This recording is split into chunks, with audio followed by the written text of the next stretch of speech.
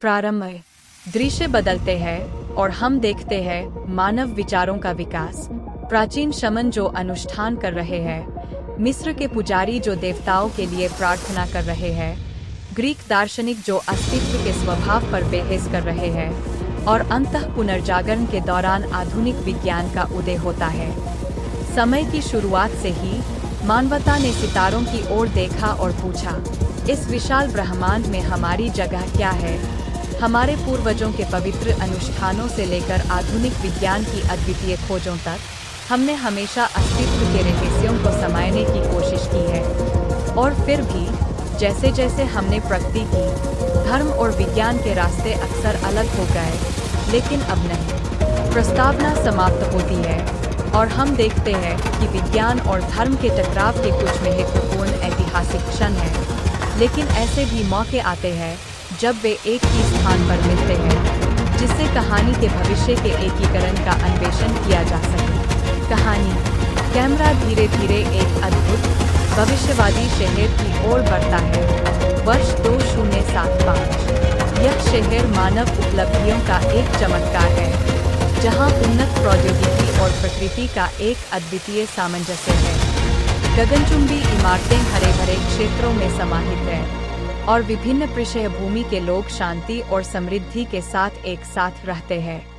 हम एक केंद्रीय इमारत पर ध्यान केंद्रित करते हैं, ज्ञान मंदिर, एक भव्य संरचना जो विज्ञान और धर्म की एकता का प्रतीक है। बाहरी संरचना विभिन्न धार्मिक परंपराओं और वैज्ञानिक उन्नतियों की जटिल मिश्रण को दर्शाती है। अंदर हम अपनी नायिका डॉ. आरिया मलिक से मिलते हैं, जो अपने 40 के दशक के मध्य में एक प्रसिद्ध भौतिक विज्ञानी है, जो क्वांटम भौतिकी और चेतना में अपने अद्वितीय कार्य के लिए जानी जाती है। साथ ही हम फादर गैब्रियल से मिलते हैं, जो 60 के दशक की शुरुआत में एक करिश्माई आध्यात्मिक नेता है, जो आध्यात्मिक और वैज्ञानिक समझ के गहरे एकीकरण की वकालत कर रहे हैं। डॉ.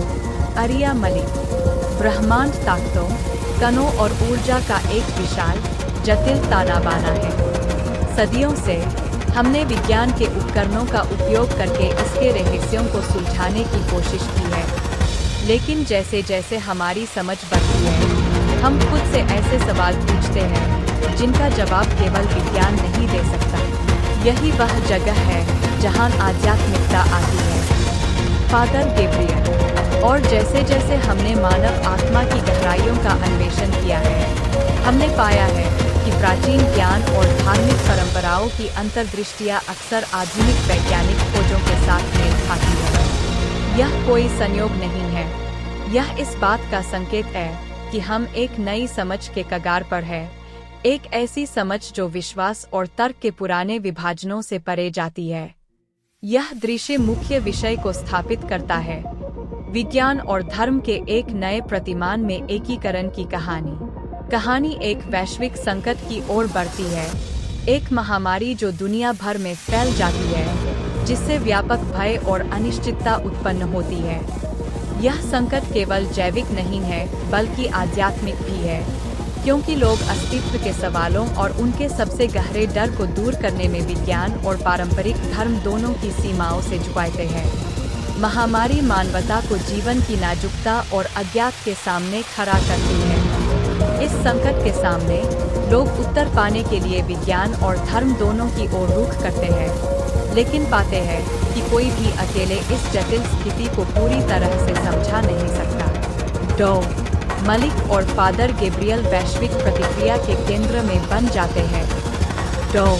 मलिक वैज्ञानिकों की एक टीम का नेतृत्व करती है, जो एक वैक्सीन विकसित करने के लिए दिन रात काम कर रही है, जबकि फादर गैब्रियल लाखों लोगों को आभासी उपदेशों, ज्ञान सत्रों और अंतर्धार्मिक संवादों के माध्यम से आध्यात्मिक मार्गदर्शन और सांत्वना प्रदान करते हैं। डॉ. आरिया मलिक। यह वायरस कुछ ऐसा है जिसे हमने पहले कभी नहीं देखा। यह तेजी से रूपांतरित होता है, हमारी पारंपरिक रोकथाम विधियों को धता बताता है। हमें कुछ अलग सोचना होगा, विज्ञान की पारंपरिक सीमाओं से परे। Father Gabriel. ऐसे समय में डर हमारा सबसे बड़ा दुश्मन है।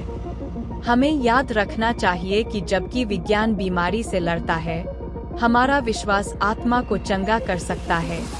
लेकिन क्या हो अगर हम इन दोनों शक्तियों को मिलाएं? क्या होगा अगर जिस इलाज की हम तलाश कर रहे हैं वह शरीर और आत्मा के संगम में छिपा है? जैसे जैसे संकट बढ़ता है, डॉ.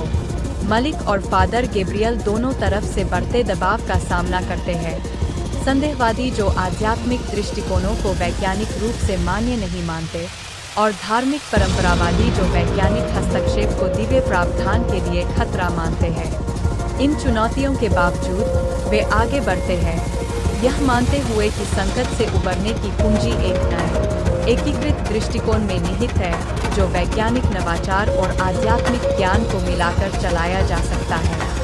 कहानी का चरमोत्कर्ष तब होता है जब महामारी के लिए एक अभूतपूर्व इलाज की खोज होती है, एक इलाज जो अत्याधुनिक जैव प्रौद्योगिकी को प्राचीन आध्यात्मिक उपचार पद्धतियों के साथ जोड़ता है। यह उपचार वैज्ञानिकों, आध्यात्मिक नेताओं और विविध परंपराओं के चिकित्सकों के बीच अभूतपूर्व सहयोग का परिणाम है।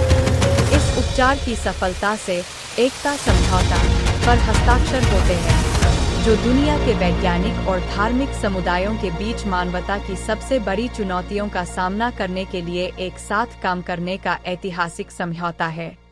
एकता समझौता सहयोग के एक नए युग की शुरुआत करता है, जहां विज्ञान और आध्यात्मिकता की अंतर्दृष्टियों को अस्तित्व की एक समग्र समझ बनाने के लिए मिलाया जाता है।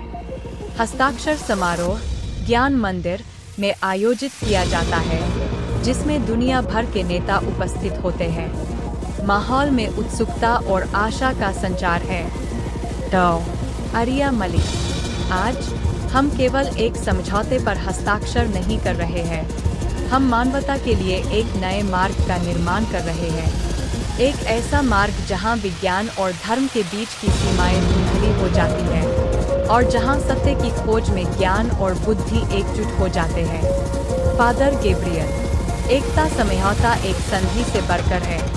यह एक नए सोचने के तरीके के लिए एक प्रतिबद्धता है, एक ऐसा तरीका जो जीवन के सभी पहलुओं में दिव्यता को पहचानता है, चाहे हम इसे एक भौतिक विज्ञानी के समीकरणों में खोजें या एक साथी के ध्यान में। समारोह एक गहरे महत्व का क्षण है, जो विभाजन के एक युग के अंत और एक नए युग की एकता की शुरुआत का प्रतीक है। दृश्य का समापन एक शक्तिशाली सामूहिक ध्यान के साथ होता है, जहां सभी उपस्थित लोग एकजुट होकर ध्यान करते हैं, जो विज्ञान और आध्यात्मिकता के बीच सामंजस्य का प्रतीक है।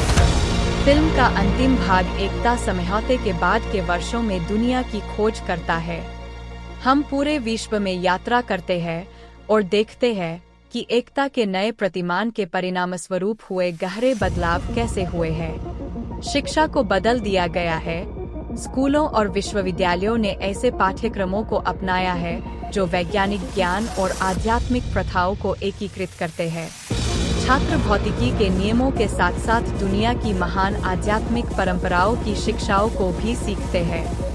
ज्ञान और मानसिकता को गणित और जीव विज्ञान के साथ पढ़ाया जाता है, और छात्रों को विभिन्न ज्ञान क्षेत्रों के बीच संबंधों का पता लगाने के लिए प्रोत्साहित किया जाता है। स्वास्थ्य सेवा भी विकसित हुई है। अस्पतालों और क्लिनिकों ने आधुनिक चिकित्सा और आध्यात्मिक देखभाल को मिलाकर समग्र दृष्टिकोण अपनाए हैं। रोगियों को ऐसे उपचार मिलते हैं जो उनके शारीरिक और आध्यात्मिक दोनों स्वास्थ्य को संबोधित करते हैं, जिससे उपचार के परिणामों में उल्लेखनीय सुधार होता है। समाज के भीतर एक नई सामूहिक चेतना उभरती है, जहां लोग अब केवल अपनी भौतिक आवश्यकताओं को पूरा करने पर ध्यान केंद्रित नहीं करते हैं, बल्कि अपने उच्च उद्देश्य और अस्तित्व के अर्थ की खोज भी करते हैं। विज्ञान और धर्म अब विरोधी नहीं है, बल्कि अस्तित्व की गहराई को समझने के साधन हैं। फिल्म का अंत एक शांतिपूर्ण, संतुलित दुनिया के दृश्यों के साथ होता है, एक दुनिया जो एकता समझौते के मूल्यों द्वारा बदल दी गई है। अंतिम शॉट आकाश की ओर बढ़ता है, जहां सितारे एक साथ आते हैं और एक उज्ज्वल, एकीकृत प्रकाश का निर्माण करते हैं, मानवता की एकता और अंतहीन संभावना का प्रतीक। समाप्ति। इस प्रकार धर्म का भविष्य भविष्य के उस वादे को प्रस्तुत करता है जहां विज्ञान और आध्यात्मिकता मिलकर मानवता के लिए एक उज्ज्वल और अधिक उद्देश्यपूर्ण अस्तित्व बनाते हैं। फिल्म एक शक्तिशाली संदेश के साथ समाप्त होती है। मानवता के सामने चाहे कोई भी चुनौती क्यों न आए, समाधान उस अद्वितीय सामंजस्य में निहित है जो तब उत्पन्न होता है जब हम ज्ञान और विश्वास के सबसे अच्छे हिस्सों को एक साथ लाते हैं।